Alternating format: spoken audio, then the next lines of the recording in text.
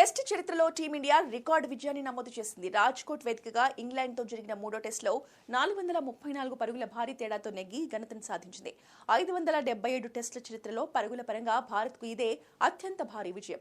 ఈ క్రమంలో 5 టెస్టుల సిరీస్లో భారత్ 2-1తో ఆధిక్యంలో దూసుకెళ్లింది. అయితే మూడో టెస్టులో ఒక అనూహ్య ఘటన చోటు చేసుకుంది. రెండో ఇన్నింగ్స్లో జైస్వాల్ డబుల్ సెంచరీ పూర్తి చేసుకుని ఊపు మీదుండగా రెండో హాఫ్ సెంచరీ బాదిన సర్ఫరాజ్ దంచుడు అంటూ జోష్లో కనిపించాడు. ఆ టైంలో రోహిత్ అనూహ్య నిర్ణయం తీసుకున్నాడు.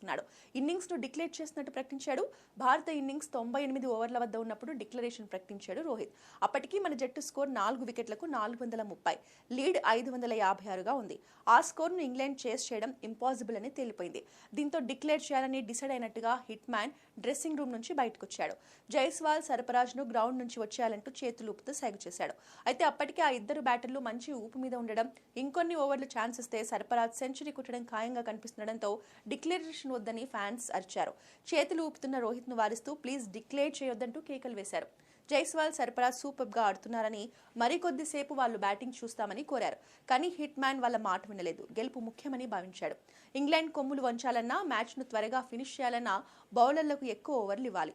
అందుకే కరెక్ట్ టైంలో డిక్లేర్ చేశాడు రోహిత్. దీంతో తీవ్ర ఒత్తిడి మధ్య బ్యాటింగ్ స్టార్ట్ చేసిన పర్యాటక జట్టు 122 పరుగులకే కుప్పకూలింది.